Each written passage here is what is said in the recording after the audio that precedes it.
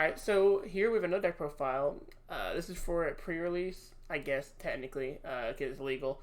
For Power of the Elements, this is going to be a Spright Splight deck list, and Bubbles went 5-0 with it, so tell us about it. Yeah, so over the weekend, like, for a long time, me and my teammates have been prepared for Power of the Elements. We cracked probably 14 boxes worth of products, did a lot of trading. We got almost three completely full cores for Spright, and we have one complete derailment core.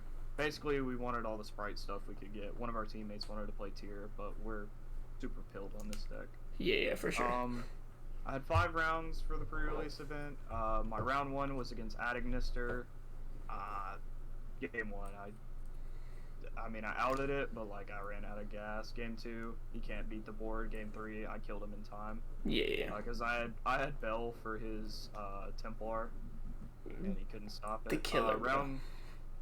Round 2, I played the mirror match. I played my teammate playing Spright. He was playing a different build because we were testing to see which ones we liked better.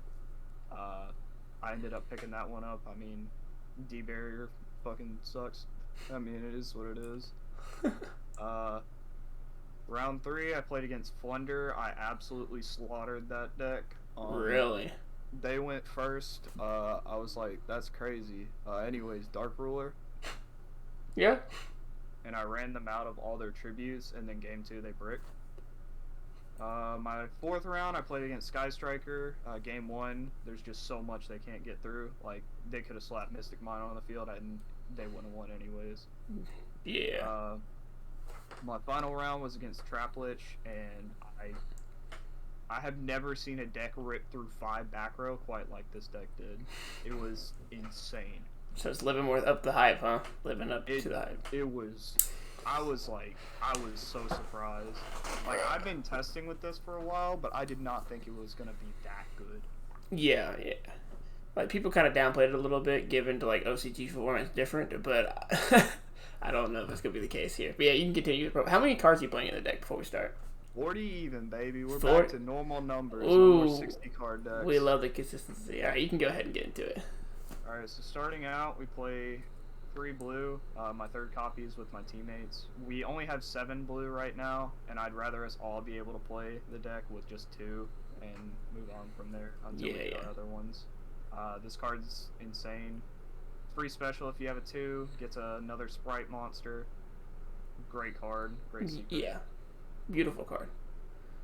3 Spright Jet. This gets a spell. I almost like seeing this more than I like seeing blue, just because, especially in the trap matchups, this can go get smashers, which means that I don't have to deal with floodgates.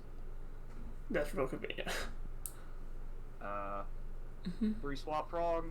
Swap Frog is like the part of the heart and soul of this deck. He's technically the reason you get 2 interruptions, because you can't make Toad without Swap Frog. And he also gives you, if you open up well, or if you just know it wins the game, he gives you the ability to go add hand traps off of Needle Fiber, which I actually did against a Sky Striker player.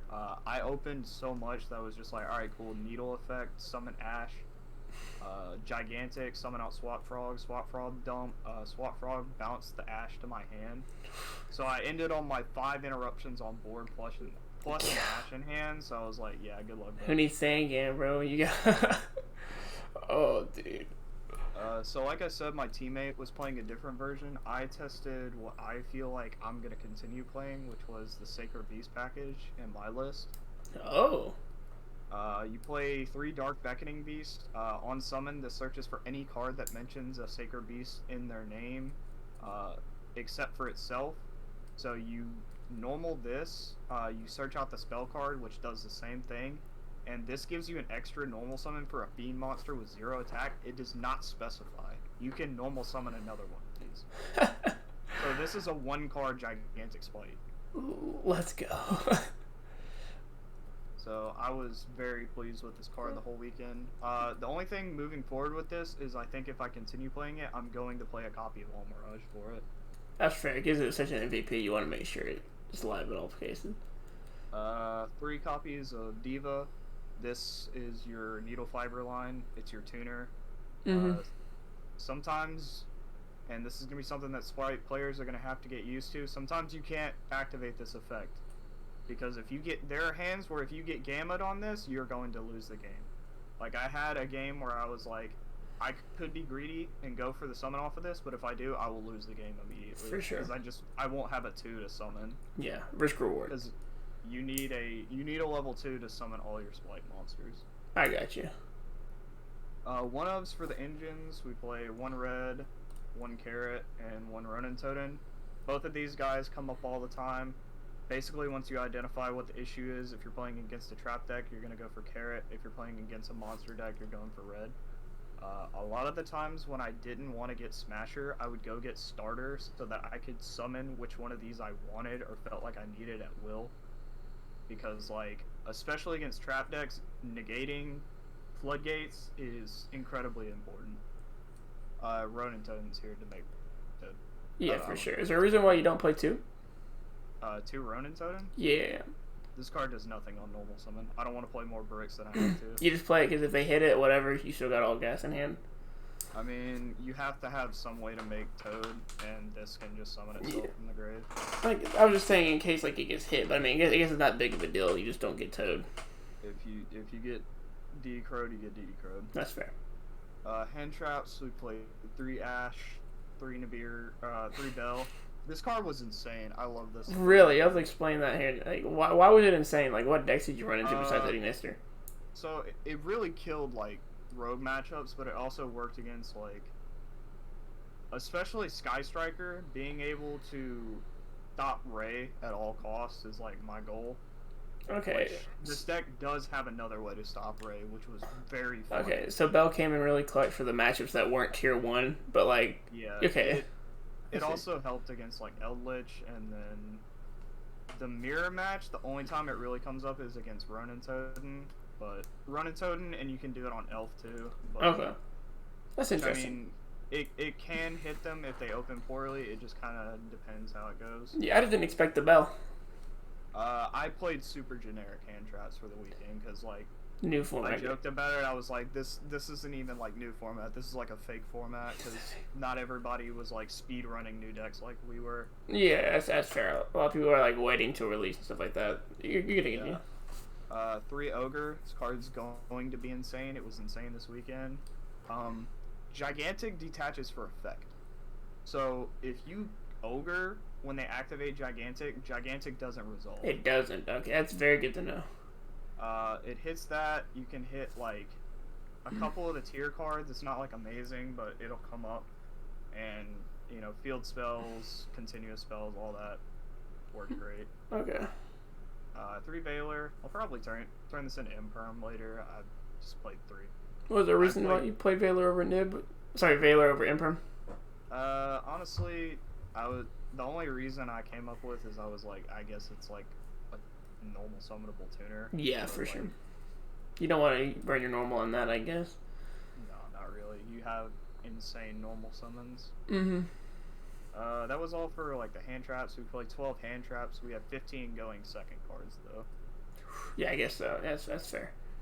Spells, we played 3 starter. This is E-Telly.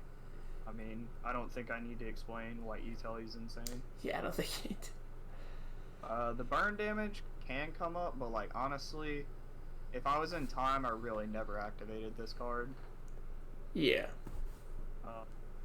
3 opening of the spirit gates. This is the search for beckoning beast. It just gets your second one, and it also lets you pitch a card to reborn a fiend with 0 attack. So it means that you can basically get a 1-card gigantic Splight and an extender if you pitch a card out of your hand. That's pretty clutch. I loved it the whole night. Yeah. Which, I mean, 12 hand traps, it definitely can come up. Absolutely. 3 Dark Roller, no more. This is about to be a 100% staple in the main. Yes. I am not going to play next format without this card in my deck. Yeah. What do you think about Dropper versus Dark Roller? Do you think you should play both, or do you think there's one? I think you should play this. Play it over? I'm not pitching anything out of my hand. That's fair. Okay. And like they have to have exactly like cross out to deal with it, which if you have cross out on top of your combo, that's just like having judgment on top of your combo. It's like you have it. You got it. The last spell was the one copy of Smashers. This card was... I wasn't sold on this in my earliest testing, like when I was testing before release, but like if I didn't have this, I would just lose the Trap Lich. Yeah. Because they had like 4 floodgates back there, and they striked my Nightmare Phoenix. I had Twin, and then the last one was a Tikaboo, so I was like, chain this to banish it because it doesn't target. Yeah. Non-targeting removal is always amazing. Yeah. That was it for the main deck. Moving on to the extra deck, we'll start with the Splight cards. We play 2 copies of Elf. This has got to be one of the most insane Link 2s I've ever read. Being able to reborn a rank 2, a level 2, or any of that is insane, because it lets you float your Toad again, so your Toad becomes 2 negates on your opponent's turn and 2 add-backs. Or even if you don't get to Toad, this means that if you like did combo and you have like blue in your grave, during your opponent's turn, you can activate this, summon blue, go get Jet. That means next turn you have full combo too. Like, this card is just crazy. Yeah. Another crazy card, Gigantic Splight. I don't know what intern made this card, but it must have been day one. This is also one of the stupidest cards I've ever read. Summon 3, you can't Nibiru anymore. And summon a level 2 out of the deck for some reason. And you can make it with a Link 2 or a extra deck monster? Like, why? Yeah. For what reason? Like, especially with the Hulk play, being able to, like, if you get interrupted, make Hulk summon out like Diva and then overlay into this is just like, there's no reason for it, because immediately after you do that, you're full comboing. Yeah. If this card resolves, the game is over. Yeah, I believe you. And for some reason, if it has extra deck monster as material, it's just 32 attack for some reason. Pretty big. That's actually a significant attack stat. Toad. Mm-hmm. He negates stuff. He has stuff back. He do be doing stuff. He's a good guy. Sky Cavalry. This is your out to like big dudes like Abramax, that kind of stuff. Yeah. It's a good line for your Zeus. Mm-hmm. A card that I tested this weekend and I'll continue to play from moving forward was Onibimaru Soul Sweeper. I don't think I've seen that card. Basically, you detach a monster and you banish a monster your opponent controls until the end phase. Okay. So like a Zeke. It literally just clears things. Like, that's good. Really good. We played 1 Downard. I mean, it's for your Zeus lines. This also has piercing, I learned over the weekend. Huh? Okay. This card, like, my teammate told me about it because he played against Sharks, and they made Crooked Cook, and he was like, he picked it up and he read it, he was like, oh, make this, pass? They were like, okay. And they passed because they're Crooked Cook, and they were like, alright, battle phase, swing, pierce, and they were like, oh. That's so funny, dude. He's like, I don't know why this card has that, but sure. It do be doing stuff. Zeus. Yeah. I'm glad this card's finally back in decks, because, like, the fact that this just wasn't played for, like, 7 months was really weird to me. I agree, because it's so impactful, and for, like, how heavily it was used in, like, multiple formats for just, like, drop off the face of the earth was kind of odd. It was, like, a tech choice. Yeah, it just wasn't played. Yeah. Which I understand why. I mean, I played the formats, you just couldn't make it, but yeah. Like, this card just went from being everywhere to just gone. Yeah. Another card that needs to be banned. I don't know why you're still here. You need to go. Well, it's gone this next ban list, but like, dude needs to leave. For sure. I'm not explaining Needle Fiber. No. Dark is insane. I loved when I got to take the Ray out of Sky Striker players' graveyard as I popped their Z. Mm-hmm. And then I turned it into an access code. IP Masquerena, it's part of your inboard. Yeah. If you can get to this, you really want to, just because it's another interruption. For sure. Which you play Phoenix and Unicorn as interruptions. It's just removal. So you're playing Phoenix. So I know a lot of people don't like play. Is it because it's a Link 2, or is it like just a habit? It's a Link 2, and it pops spell traps. I mean, it's a link to, so even if you like, if it sticks around for some reason, you can use it for material for a gigantic Splight on the following turn. Okay. Which, like I said earlier about the Sky Striker player, this locks both players into only summoning level 2s for the turn. You can't Ray if this activated. Ray can't bring herself back in the battle phase anymore. And the last card was Access Code. Yeah. Pops. Yeah. If you can make it, you play it. I mean, now, how did you feel about your side before and after the event? My side was a little funky, but there were cards in here that will stay here. Okay. Starting out, I play the Gamma package. The Gamma package. I mean, these cards are and always will be just fantastic. Very good going second cards. I played one token collector.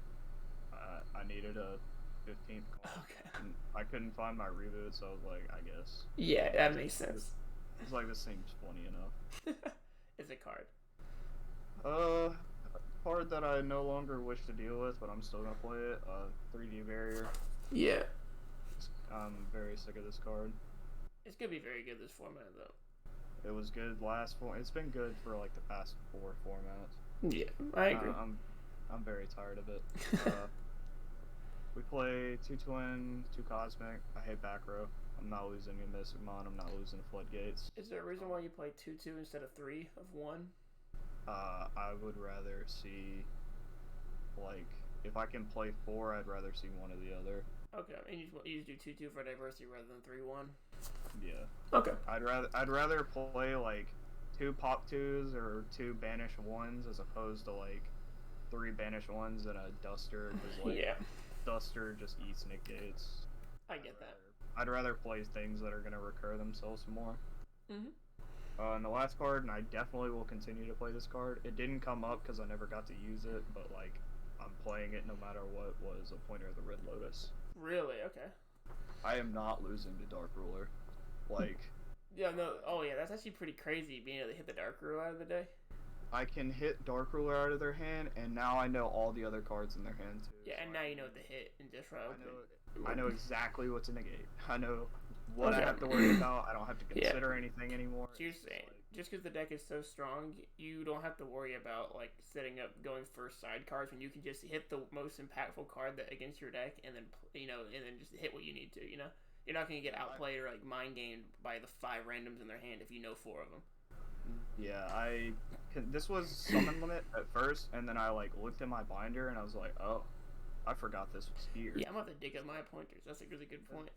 Because the last time I played this it was the exact same theory. It's when I played Tri-Brigade Lyrilisk. I was like, if you just set up your board then drop a pointer on them, like, what are they gonna do? Yeah, it's really difficult to beat something like that.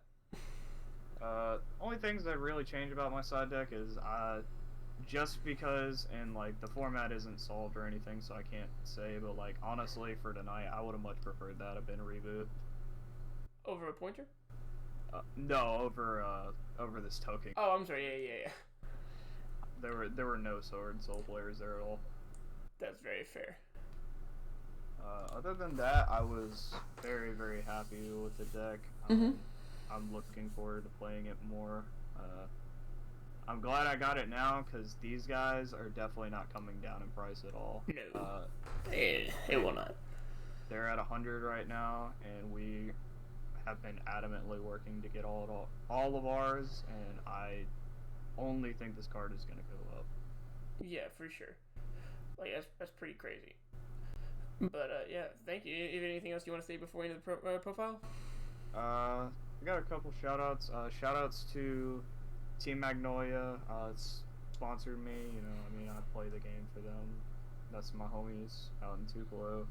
Shout-out to Aaron, Jordan, and Jet for being my testing partners, and also the guys that we all was pretty much our little group that we had to get all of our cards together. Yeah. It was very, very impressive to see how much we really built in like a matter of 2 days. Yeah. Like other than that, I really don't have anything else. I'm looking forward to playing this deck more. I haven't really enjoyed a deck this much since I played Frank Kids pre-Brave. I feel like this deck is going to be definitely something that I can see myself playing and doing well with. Yeah, I remember you talking about how you just weren't enjoying the past couple formats. So, all right, well, thank you, Bubbles. I appreciate it, and we'll catch you guys in another video. I'll see you.